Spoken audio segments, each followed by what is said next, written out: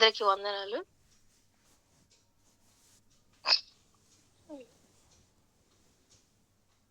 క్షమించాలి. కొంచెం గొంతు కొంచెం ఇబ్బందికరంగా మధ్యలో ఉంటది. కొంచెం డిస్టర్బెన్స్‌గా. ప్రభు సహాయం చేసే కొలది ముందుకు వెళ్దాము. ఈ సమయంలో కూడి వచ్చిన అందరికీ వందనాలు.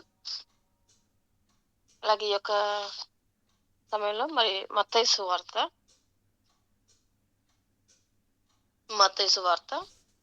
22వ అధ్యాయము. మత్తయి సువార్త 22వ అధ్యాయము 37వ వచనాన్ని నేను చదవాలనుకుంటా ఉన్నాను. మత్తయి సువార్త 22వ అధ్యాయము 37వ వచనం. ఇది చాలా సుపరిచితమైనటువంటి వాక్యము. అలాగే ఎక్కువగా మెమరీ వర్డ్స్ లో కూడా గుర్తుపెట్టుకునేలా చెప్పే వాక్యము. అలా క్వశ్చన్ అండ్ ఆన్సర్స్ లో కూడా ఎక్కువగా వచ్చేటటువంటి వాక్యము. ఒకసారి చదువుదాము. మత్తయి సువార్త 22వ అధ్యాయము 37వ వచనం. అందుకు ఆయన, నీ పూర్ణ హృదయముతోను, నీ పూర్ణ ఆత్మతోను, నీ పూర్ణ మనస్సుతోను నీ దేవుడైన ప్రభువును ప్రేమింపవలెను అనున్నదియే ఇది ముఖ్యమైనదియు మొదటిదియునైన ఆజ్ఞ. 39వ వచనం వచ్చేసేసి, నిన్ను వలె నీ పొరుగు వారిని ప్రేమింపవలెను అన్నది రెండవ ఆజ్ఞయు దాని వంటిదే. ఈ రెండు ఆజ్ఞలు ధర్మశాస్త్రం అంతటికి ప్రవక్తలకును ఆధారమై ఉన్నవని ఆయనతో చెప్పెను. దేవుడు ఒక రెండు ఆజ్ఞలు చెప్తా ఉన్నాడు. అది కూడా దేని గురించి? 34వ వచనం చూస్తే, ఆయన సద్దుకైలు నోరు మూయించెనని పరిసయ్యులు విని, ముందు వచనాల్లో కొన్ని క్వశ్చన్స్ అడుగుతా ఉన్నాయి. ఈ సద్దుకైలు పరిసయ్యులు దేవుడిని వెంబడిస్తూ అక్కడ జన సమూహం కన్నా వాళ్ళన్న ఒకరోజు వచ్చిన వాళ్ళు ఇంకొక రోజు రాలేకపోయారేమో, కానీ ఈ సద్దుకైలు పరిసయ్యులు ఆయన వెంటే ఉంటా ఉన్నారు. వాళ్ళు అడిగిన క్వశ్చన్స్ కి ఆన్సర్ చేస్తా వస్తా ఉన్నప్పుడు అక్కడ పరిసయ్యులు అడిగిన ప్రశ్నకి దేవుడు ఒక మంచి ఆన్సర్ ఇచ్చేశాడు అన్న విషయం సద్దుకైలు విని వాళ్ళు హ్యాపీగా, ఓకే పరిసయ్యులకు నోరు మూయబడిందని చెప్పేసి వాళ్ళు వచ్చి క్షమించాలి, సద్దుకైల యొక్క నోరు మూయించనని పరిసయ్యులు విని వాళ్ళు వచ్చి వాళ్ళు ఇంకో క్వశ్చన్ అడుగుతా ఉన్నారు. వాళ్ళు ఒక ధర్మశాస్త్ర ఉపదేశకుడు ఆయనను శోధించుచు, బోధకుడా ధర్మశాస్త్రంలో ముఖ్యమైన ఆజ్ఞ ఏదని అడిగాను. ఈయన ధర్మశాస్త్ర ఉపదేశకుడు. ఆయనకు తెలియదు తన ముందున్నవాడు ఆ ధర్మశాస్త్ర ఉపదేశాన్ని ఇచ్చినవాడు. అది గ్రహించలేకపోయాడు.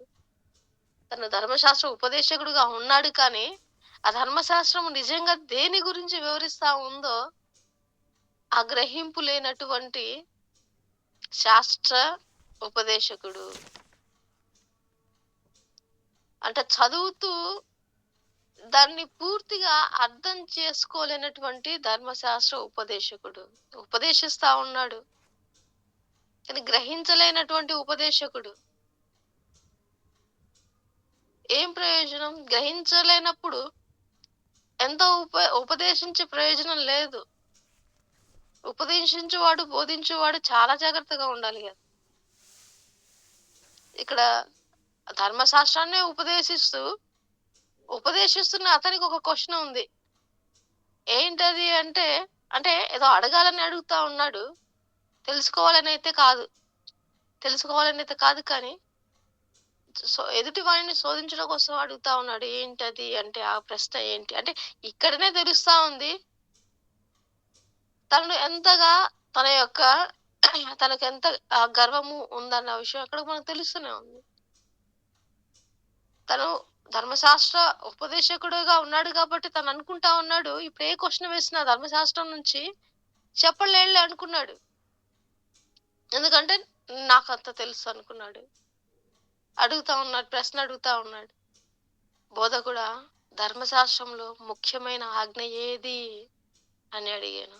అందుకాయన, నీ పూర్ణ హృదయముతోను, నీ పూర్ణ ఆత్మతోను, నీ పూర్ణ మనస్సుతోను నీ దేవుడైన యెహోవాను ప్రేమింపవలెను అనునదియే ఇది ముఖ్యమైనదియు మొదటిదియునైన ఆజ్ఞ. నిన్ను వలె నీ పొరుగు వారిని ప్రేమింపవలెను అనేది రెండవ ఆజ్ఞ. ఇది దాని వంటిదే. ఈ 2 ఆజ్ఞలు ధర్మశాస్త్రం అంతటికి ప్రవక్తలకును ఆధారమై ఉన్నవని అతనితో చెప్పాను. ఆ ధర్మశాస్త్ర ఉపదేశకునికి ఏదైతే లోపంగా ఉందో అది ఎత్తి చూపుతూ దేవుడు ఆన్సర్ ఇచ్చాడు. అలాగే ధర్మశాస్త్రంలో ఉన్నటువంటి ఆ ఆజ్ఞలు, వాటి పరిపూర్ణత, అలాగే మరి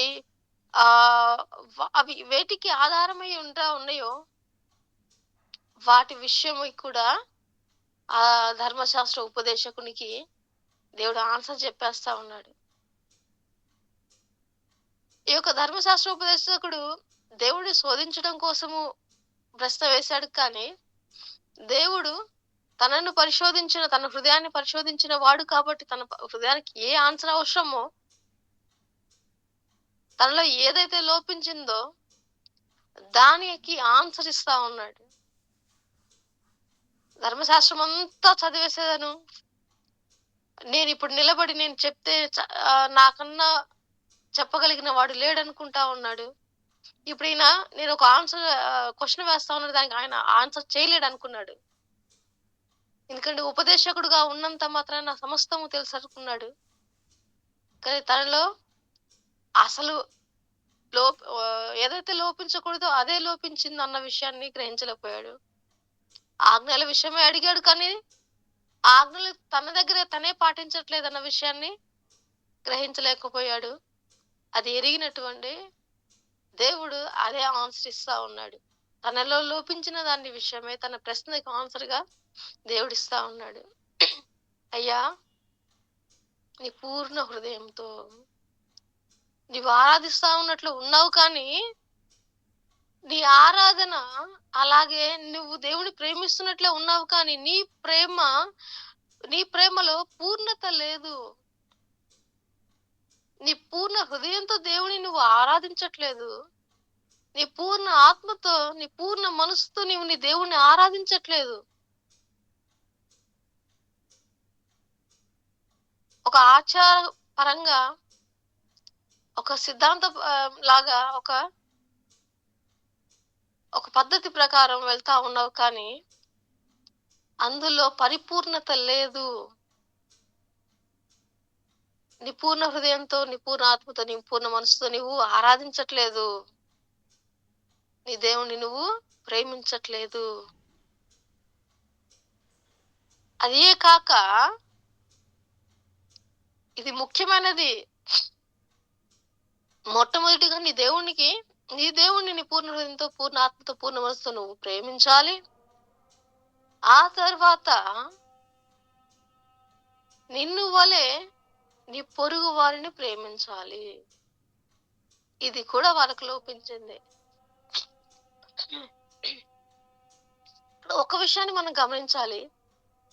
నిజంగా మన పూర్ణ ఆత్మతో, పూర్ణ మనసుతో, పూర్ణ బలముతో, పూర్ణ హృదయంతో, పూర్ణ ఆత్మతో, పూర్ణ మనస్సుతో దేవుణ్ణి ప్రేమించినప్పుడు, దేవుణ్ణి ప్రేమించేవాడు ఖచ్చితంగా తోటివాడిని కూడా ప్రేమిస్తాడు. తోటివాడిని కూడా ప్రేమిస్తాడు. ఇక్కడ దేవుడు ఆ యొక్క ధర్మశాస్త్ర ఉపదేశకుడిని సరిచేయడానికి చూస్తా ఉన్నాడు. తనలో ఏదైతే లోపించిందో అది సరిచేయ చూస్తా ఉన్నాడు. ఇది కూడా ప్రేమించడమే. తనను ప్రేమించాడు కాబట్టి తనను సరి చేయడానికి చూస్తా ఉన్నాడు. ఎత్తిపోతే నాకేంటిలే అన్నట్లు తనకు ఆన్సర్ ఇవ్వలేదు. తను సరి చేసుకుంటే ఇంకా మంచి ఉపదేశకుడు అవుతాడు. ఆ విధంగా దేవుడు తనను ప్రేమించి తనకు ఆ ఆజ్ఞల యొక్క సారాంశాన్ని, అలాగే తనలో లోపించిన విషయాన్ని రూఢిగా తనకు తెలియపరుస్తా ఉన్నాడు. ఇక్కడ 40 వచనం చూస్తే ఈ 2 ఆజ్ఞలు ధర్మశాస్త్రం అంతటికిని, ఇక్కడ 2 ఆజ్ఞలు చెప్పినట్లు ఉంది. ఇప్పుడు మనం క్వశ్చన్ వేసినప్పుడు కూడా ధర్మశాస్త్రంలో కొత్త నిబంధనలో ఎన్ని ఆజ్ఞలు ఉన్నాయ్యా అంటే 2 అంటాం మనం. 2 ఆజ్ఞలు ఉన్నాయంటాం. కానీ క్షమించాలి, 2 ఆజ్ఞలు ఉన్నాయంటాం. అవును, కానీ ఈ 2 ఆజ్ఞలలోనే మనకు నిర్గమకాండంలో ఉన్నటువంటి 10 ఆజ్ఞలు వచ్చేస్తాయి. అదే ఇక్కడ చెప్తా ఉన్నాడు, ఈ 2 ఆజ్ఞలు ధర్మశాస్త్రం అంతటికి అలాగే ప్రవక్తలకును ఆధారమై ఉన్నాయి. ఇవే ఆధారాలు ధర్మశాస్త్రం అంతటికి ప్రవక్తలకు ఆధారమై ఉన్నవి. ఒకసారి అది కూడా గమనిద్దామా? నిర్గమకాండము 20వ అధ్యాయము మనం చూసినట్లయితే, మొదటిగా నీ పూర్ణ హృదయంతో, నీ పూర్ణ ఆత్మతో, నీ పూర్ణ మనసుతోను నీ దేవుడైన ప్రభువును ప్రేమించవలెను. ఇప్పుడు 20వ అధ్యాయము నిర్గమకాండము అక్కడ మనం చూసినట్లయితే, దేవుడు ఈ ఆజ్ఞలు అన్నీ వివరించి చెప్పాను. నీ దేవుడైన యెహోవాను నేనే దాసుల గృహమైన ఐగుప్తు దేశంలో నుండి నిన్ను వెలుపలికి రప్పించి తిని, నేను తప్ప వేరొక దేవుడు నీకు ఉండకూడదు. నేను తప్ప వేరొక దేవుడు ఉండకూడదు అంటే, మనం ఎవరినైతే ప్రేమిస్తామో వారిని తప్ప వేరొక వారిని మనం ఉంచుకోము కూడా. మనం ఎక్కువగా ఎవరిని ప్రేమిస్తా ఉన్నామో వాళ్ళని ఎక్కువగా ఆరాధిస్తూ ఉంటాం కదా. అలాగే నేను తప్ప వేరొక దేవుడు మీకు ఉండకూడదు. పైన ఆకాశం అందే, క్రింది భూమి అందే కానీ, భూమి కింద నీళ్ళందే కానీ దేని రూపమైన విగ్రహమైన నువ్వు చేసుకొనకూడదు. వాటికి సాగిలపడకూడదు, వాటిని పూజింపకూడదు. ఏలైనా కానీ దేవుడైన యెహోవానగు నేను రోషము గల దేవుడను. నన్ను ద్వేషించు వారి విషయంలో 3-4 తరముల వరకు తండ్రుల దోషములను కుమారుల మీదకి రప్పించొచ్చు. నన్ను ప్రేమించి నా ఆజ్ఞలు గైకొని వారిని 1000 తరముల వరకు కరుణించువాడనై ఉన్నాను. నీ దేవుడైన యెహోవా నామమును వ్యర్థముగా ఉచ్చరింపకూడదు. యెహోవా తన నామమును వ్యర్థముగా ఉచ్చరింపు వారిని నిర్దోషిగా ఎంచడు. విశ్రాంతి దినమున పరిశుద్ధముగా ఆచరించుటకు జ్ఞాపకం ఉంచుకొనుము. 6 దినములు నీవు కష్టపడి నీ పని అంతయు చేయవలెను. 7వ దినమున నీ దేవుడైన యెహోవాకు విశ్రాంతి దినము. దానిలో నీవైనను, నీ కుమారుడైనను, నీ కుమార్తెను, నీ దాసుడైనను, నీ దాసి అయినను, నీ పశువైనను, నీ ఇండ్లలో ఉన్న పరదేశి అయినను నీ పనియు ఏ పనియు చేయకూడదు. 6 దినముల్లో యెహోవా ఆకాశమును, భూమిను, సముద్రమును, వాటిలో సమస్తమును సృజించి 7వ దినమున విశ్రమించెను. అందుచేత యెహోవా విశ్రాంతి దినమును ఆశీర్వదించి దాన్ని పరిశుద్ధపరిచెను. నీ దేవుడైన యెహోవా నీకు అనుగ్రహించిన దేశంలో నీవు దీర్ఘాయుష్మంతుడు వగునట్లు నీ తండ్రిని నీ తల్లిని సన్మానించుము. ఈ 11 వరకు, 1 నుంచి 11 వరకు చూస్తే అంతా ఇక్కడ మనం 34వ వచనము మత్తయి సువార్త 22వ అధ్యాయము 37వ వచనము, నీ పూర్ణ హృదయంతో, నీ పూర్ణ ఆత్మతో, నీ పూర్ణ మనసుతో నీ దేవుడైన ప్రభువును ప్రేమింపవాలెను. అంటే ఇదంతా ఆ కేటగిరీ కిందకు వస్తుంది. మొదటిది అక్కడి నుంచి ఇక్కడ వరకు 1 నుంచి 11 వరకు ఒక దాని కిందకు వస్తా ఉంది. ఇప్పుడు 12 నుంచి చూస్తే, నీ దేవుడైన యెహోవా నీకు అనుగ్రహించిన నీ దేశంలో నీవు దీర్ఘాయుష్మంతుడు వగినట్లు నీ తల్లిని సన్మానించుము. నరహత్య చేయకూడదు, వ్యభిచరించకూడదు, దొంగిలింపకూడదు, నీ పొరుగు వాని మీద అబద్ధ సాక్ష్యం పలుకకూడదు, నీ పొరుగు వాని ఇల్లు ఆశింపకూడదు, నీ పొరుగు వాని భార్య అయినా, అతని దాసునైనను, అతని దాసి అయినను, అతని యుద్ధనైనను, అతని గాడిదనైనను, నీ పొరుగు వానిది ఏదైనాను ఆశింపకూడదు అని చెప్పాను. ఇది రెండవది, నీ పొరుగు వాని గురించి. నిన్ను వలె నీ పొరుగు వాడిని ప్రేమించడం. అదే దేవుడు చెప్తా ఉన్నాడు. ఈ 2 ఆజ్ఞల్లో ఆ ధర్మశాస్త్రం అంతా ఇమిడి ఉంది. ఈ 2 ఆజ్ఞలు ధర్మశాస్త్రం అంతటికి ఆధారమై ఉంది, ప్రవక్తలకు కూడా. నిన్ను వలె ఆహ్, ఇప్పుడేంటంటే ఆహ్, ఈ 2 ఈ రెండే పట్టుకొని వీటిని నిర్లక్ష్యం చేస్తా. అంటే ఈ రెండే కదా దేవుడు చేయమన్నాడు. ఇంకా వాటితో అవసరం లేదనుకుంటా ఉన్నారు. కానీ దేవుడు అలా చెప్పలా. ఈ రెండిటిలో అంటే దేవుడు ఒక షార్ట్ మెసేజ్ మనం అంటాం గదా! క్లుప్తంగా, క్లుప్తంగా చెప్పాలనుకున్నప్పుడు దీంట్లోనే ఒక 2 బుల్లెట్ పాయింట్స్ ఇచ్చి దాంట్లోనే మిగతాదంతా ఇమిట్ చేసేసాడు. ఈ రెండే అని చెప్తా ఉన్నాడు కానీ ఈ రెండిట్లోనే అంతా వచ్చేసేసింది. ధర్మశాస్త్రం అంతా ఈ రెండిట్లోనే వచ్చేసేసింది. మనం అది గమనించాలి. నీ పొరుగు వారిని ప్రేమించడం అంటే, నిన్ను వలె నీ పొరుగు వారిని ప్రేమించాలన్నప్పుడు ఇవన్నీ చేయాలి. ప్రేమించడం అంటే ఇప్పుడు ఎక్కువగా నోటి మాటతోనే ప్రేమించడం అయిపోయింది. నోటి మాటతోనే ప్రేమించడం అయిపోయింది. గద్దింపు అనే మాట లేనే లేదు. గద్దించువాడే ఎక్కువగా ప్రేమిస్తాడు. తప్పు సరిచేయువాడే ఎక్కువగా ప్రేమిస్తాడు. నిన్ను ప్రేమిస్తేనే గద్దిస్తాడు. నిన్ను ప్రేమిస్తేనే సరిచేయడానికి చూస్తాడు. మన తల్లిదండ్రులు అంతే కదా! మన టీచర్స్ కూడా అంతే గదా! బెత్తము వాడకపోతే స్టూడెంట్ ఎలా సరిచేయబడతాడు? అలాగే బెత్తము వాడకపోతే కుమారుడు ఎలా సరిచేయబడతాడు? మనకు వాక్యమే చెప్తా ఉంది. నిన్ను వలె నీ పొరుగువాడిని ప్రేమించమంటే పొగుడుతూ ఉంటే వాడు ప్రేమింపబడినట్టు కాదు. శభాష్! చాలా బా చేసావంటే అది ఎంకరేజ్‌మెంటే కానీ అది ప్రేమ కాదు. నా కుమారుడిని నేను ప్రేమించాను అంటే వాడు తప్పు చేస్తా ఉన్నప్పుడు, వాడు వేరే మార్గంలో వెళ్తా ఉన్నప్పుడు వాని కొరకు నేను బాధపడతాను. అట్ ద సేమ్ టైమ్ వాడిని సరి చేస్తాను. నేను వాడిని కొట్టినప్పుడు వాడు బాధపడతాడు. ఖచ్చితంగా ఏడుస్తాడు. నన్ను ద్వేషిస్తాడు కూడా. ఒకవేళ ఆ శిక్ష కొంచెం గట్టిదైతే వాడు నన్ను ద్వేషిస్తాడు కూడా. వాడు నన్ను ద్వేషిస్తాడు కదా అని నేను వాడిని సరి చేయకపోతే నాలో ప్రేమ ఎక్కడ? నా ప్రేమ నా కుమారుడిని చెడగొట్టకూడదు. నా ప్రేమ నా కుమారుడిని సరిచేయాలి. నా ప్రేమ నా కుమారుడిని సరిచేయకపోతే అది ఆ ప్రేమలో కళంకం ఉంది. స్వార్థం ఉంది. ఆ స్వార్థం ఏంటంటే నన్ను ద్వేషిస్తాడేమో! లేదా నేనిప్పుడు కొడితే వాడు బాధపడతాడేమో! ఆ బాధ భరించకపోతే వాడు సంపూర్ణుడు కాడు. దేవాతి దేవుడు మన పట్ల కూడా అదే చేశాడు. ఇప్పుడు ఆదాము, అవ్వ తప్పు చేస్తే వాళ్ళు మరణాన్ని కొని తెచ్చుకుంటారు. దేవునికి తెలియదా? ఆపలేదే. ఆ తర్వాత వాళ్ళు ఈ భూమి అంతటిని దున్నాలి, చెమట కార్చాలి.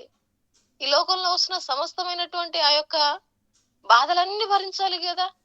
దేవునికి తెలియదా? ఎందుకు అనుమతించాడు? దేవుడు ప్రేమించాడు. వాళ్ళు పరిపూర్ణులు కావాలని పరిపూర్ణమైనటువంటి దేవుడు ఆశించాడు. అదే ఆయన ప్రణాళిక. ఇప్పుడు ఆయన అడ్డబడితే వాళ్ళు పరిపూర్ణులు కాలేరు. ఆయన ప్రేమ వారిని చెడగొట్టడానికి కాదు. వారిని పరిపూర్ణులు చేయడానికి. నిన్ను వలె నీ పొరుగు వారిని ప్రేమించడం అంటే ఎప్పుడు పొగుడుతుండడం కాదు. తప్పు చేసినా చూసుకుంటూ వెళ్ళిపోవడం కాదు. ఏమో మళ్ళీ నన్నేమైనా అనుకుంటాడేమో, నేను చెడ్డ అయిపోతానేమో అనుకుంటూ వెళ్ళడం కాదు. సరిచేస్తూ వెళ్ళాలి. దేవుడు ఇక్కడ చాలా సున్నితంగా సరిచేస్తా ఉన్నాడు. సరిచేసే విషయంలో కూడా చాలా సున్నితంగా సరిచేస్తా ఉన్నాడు. 2 విషయాలు మనం గమనించాలి. వినేటప్పుడు విని గ్రహించేంత వరకు సున్నితంగానే చెప్పగలం. ఒకవేళ ఆ తర్వాత మనం కొన్ని విషయాల్లో చూస్తే దేవుడు డైరెక్ట్‌గా వేషధారులారా అని తిట్టేస్తా ఉన్నాడు. వేషధారులారా అని పిలుస్తా ఉన్నాడు. యోహాను కూడా మనం చూస్తే బాప్తిస్మ ఇచ్చే యోహాను సర్ప సంతానమా! ఎందుకంటే వారి కాఠిన్యతను బట్టి వాళ్ళు గ్రహించట్లేదు. మరలా మరలా ఎంత విన్నా, ఎంత చెప్పినా వాళ్ళు గ్రహించకుండా ఉన్నారు గాబట్టి, వారిలోని ఆ తత్వాన్ని తీసివేయడం కోసం దాన్ని ఎత్తి చూపుతూ యేసు ప్రభు కూడా వారిని వేషధారులారా అని పిలుస్తా ఉన్నాడు. ఆ వేషధార తత్వం అనేది తీసివేసుకోండి. పైకి చాలా చక్కగా కనిపిస్తున్నారు, ప్రేమించే వారిలా కనిపిస్తా ఉన్నారు, అన్ని పాటించే వారిలా కనిపిస్తా ఉన్నారు, కానీ వేషధారులు. మీ ప్రేమ పైనే ఉంది, మీ మాటలలోనే ఉంది, పెదవుల్లోనే ఉంది, హృదయం నుంచి లేదు. అది మీరు సరి చేసే వాళ్ళ లేరు. ఆ విషయాలు చాలా చక్కగా దేవుడు మన ముందు ఉంచి ఉన్నాడు, ఆయన చేసి చూపిస్తా ఉన్నాడు. నిన్ను వల్ల నీ పొరుగు వారిని ప్రేమించడం అంటే ధర్మశాస్త్రంలో చెప్పినటువంటి అవన్నీ ఆ కోవ కిందకు వస్తాయి. దేవుణ్ణి ప్రేమించడం అనేది కూడా ఒక్క విషయమే కాదు, అన్నీ వస్తున్నాయి. ధర్మశాస్త్రం అంతా కూడా ఈ 2 ఆజ్ఞల్లో ఇమిడి ఉంది. ఆ విషయాన్ని మనము గమనించుకుంటూ, అలాగే రోమపత్రికలో కూడా అదే ఉంటుంది. లేవిలో లేవి కాండము 19:18 చూసినప్పుడు, అలాగే రోమపత్రిక 13:8, అలాగే మత్తయి సువార్త 7:12 కూడా మొత్తం దీని గురించే మనకు ఉంటుంది. దీని నుంచి మనకు చాలా బాగా తెలిసిన ఆ యొక్క సుంకరి ప్రార్థన ఎక్కువ సమయం తీసుకొని, కానీ ఒక 2 నిమిషాలు ముగిస్తా ఉన్నాను. ఒకసారి లూకాసు వార్త 18వ అధ్యాయము దగ్గరికి వస్తే, మనము లూకాసు వార్త 18వ అధ్యాయము 9 నుంచి చూసుకున్నట్లయితే, మనకి ఇక్కడ ప్రార్థన చేయుటక 2 మనుషులు, 10వ వచనము, ప్రార్థన చేయుటక 2 మనుషులు దేవాలయంకు వెళ్ళిరి, వాళ్ళ పరిసయుడు సుంకరి. మనకి వీళ్ళ గురించి తెలుసు, ఈ వృత్తాంతం అంతా తెలుసు. సమయము కొలది నేను మొత్తం చదవట్లేదు, కానీ ఇక్కడ పరిసయుని ప్రార్థన చూస్తే చాలా విస్తారంగా ఉంది. అయితే సుంకరి ప్రార్థన చూస్తే సమయము సందర్భము కొలది తను ఎక్కడికి చాలా చిన్న ప్రార్థన లాగా మనకి ఇక్కడ కనిపిస్తా ఉంది. అయితే తను పశ్చాత్తాపడుతూ ఉన్నాడు, మాటలు విస్తరించలేవు. తను ఉన్నటువంటి ఎక్కడ ఉన్నాడు? దేవుని యొక్క సన్నిధికి వచ్చాడు, తన నిమిత్తమై ప్రార్థించుకోవడానికి, తన నిమిత్తమై పశ్చాత్తాపడడానికి తను వచ్చాడు, ప్రార్థిస్తా ఉన్నాడు. అట్ ద సేమ్ టైం అక్కడ పరిసయుడు కూడా ఉన్నాడు. ఆ పరిసయుడు ఏం చేస్తా ఉన్నాడు? తను కూడా తన నిమిత్తం ప్రార్థించడానికి వచ్చాడు, కానీ పక్కనే ఉన్న సుంకరిని ఎగ్జాంపుల్ గా తీసుకొని తన ఎత్తి చూపిస్తా ఉన్నాడు. తన్నెత్తి చూపించి ప్రార్థిస్తా ఉన్నాడు, నేను అలాగలేనందుకు వందనాలు కదా. ఇప్పుడు మనము యాకోబు పత్రికలో చూసుకున్నట్లయితే, అక్కడ మనకు స్పష్టంగా ఉంది, ఒక రోగి దగ్గరికి వెళ్ళి ప్రార్థించమని. అప్పుడు వెళ్ళినప్పుడు ఈ ప్రార్థన అక్కడ చేయొద్దు, ఈ ప్రార్థన అక్కడ చేయకూడదు. సమయము సందర్భము ఏంటో గమనించుకుంటూ, మనం పర్సనల్ గా చేసేటప్పుడు మన పర్సనల్ విషయాల్లో, మన పర్సనల్ కి సంబంధించినవన్నీ, మన కుటుంబాన్ని గురించి,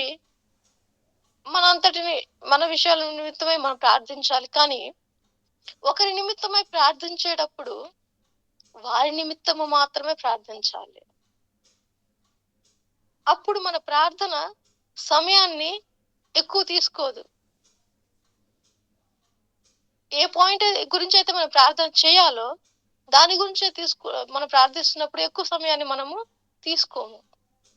కరెక్ట్ గా ఎంతవరకు మనకు సమయం కేటాయించబడిందో అంతవరకే చేయగలము. అది గమనించుకుంటూ మనం ముందుకు వెళ్ళాలని, ఒకవేళ నా మాటలో ఏదైనా దోషం ఉన్న యెడల దేవుడు నన్ను క్షమించాలని, అలాగే ఎవరినైనా ఇబ్బంది పెట్టినా నన్ను క్షమించాలని కోరుకుంటా ఉన్నాను. దేవుడి మాటలు దీవించి ఆశీర్వదించును గాక. ఆమేన్. ఆమేన్. ప్రైజ్ లార్డ్ అమ్మా. ఎస్, దేవుని యొక్క ప్రేమ గురించి, నిజంగా దేవుని ప్రేమించే విషయంలో మనం యోహాను భక్తుడు చాలా చక్కగా రాస్తాడు కదండి. 1 యోహాను 3:18 ఉంటుంది, చిన్నపిల్లలారా మాటతోనూ నాలుకతోనూ కాక క్రియతోనూ సత్యముతోనూ ప్రేమింతుము. అలాగే 3:16 కూడా ఉంటుంది కదా, దేవుడు లోకమును ఎంతో ప్రేమించాను. ఆ 3:16 మొదటి యోహాను 3:16 చూస్తే ప్రేమ ఎట్లా తెలుస్తుంది అని అంటే త్యాగంతో కూడుకుంటుంది. మనం కూడా సహోదరుల నిమిత్తము ప్రాణం పెట్టబద్దులమై ఉన్నాము. ప్రేమ త్యాగానికి చిహ్నం కదండి. ఎంతగా మనం ప్రేమిస్తూ ఉన్నామన్నది మన క్రియలను బట్టి తెలిసిపోతుంది. కాబట్టి మనం దేవుణ్ణి ప్రేమించే విషయంలో మన నోటితో ప్రేమించే వాళ్ళుగా ఉండిపోకూడదు. దేవుని కొరకు ఆ ప్రేమ పరస్పర ప్రేమ అయి ఉండాలి. అంటే మనం ప్రేమించే వ్యక్తిని ఎంతగా ప్రేమిస్తున్నామో తిరిగి ఆ వ్యక్తి కొరకు మనం ఎంత ప్రేమించాలి అన్నది అది మాటలతో కాదు కానీ క్రియల్లో సత్యముతో కూడుకున్నదే ఉండాలి కదా. అప్పుడు అది ఆరాధనగా భావించగలుగుతుంది దేవుడు. అది ఆరాధన అవుతుంది. ఎంతైతే ఆయన ప్రేమిస్తున్నాడో, ఆయన ప్రాణం పెట్టినంత ప్రేమ చూపించినప్పుడు మనం ఆయన కొరకు క్రియతో సత్యముతో మరి ఎంత మేరకు మనం ప్రేమించగలమో అది దేవుణ్ణి ప్రేమించినటువంటిది. అది ఆరాధనకు చిహ్నం. అప్పుడు చెప్పొచ్చు పూర్ణ హృదయం పూర్ణ మనస్సు కదండి. నిన్ను వలె నీ పొరుగువాని వీటన్నిటిలో నిజంగా క్రియతో సత్యంతో ప్రేమించడం అన్నది ఎంతో ముఖ్యమైన విషయం. అందుకే దేవుడు యోహాను 3:16 మొదటి యోహాను 3:16 కంపేర్ చేసి చూసినప్పుడు నిజంగా ఆ త్యాగం అనేది మనం చూస్తాం. మన సహోదరుల నిమిత్తం ప్రాణం పెట్టాడు ఆయన, మన కొరకు ప్రాణం పెట్టాడు.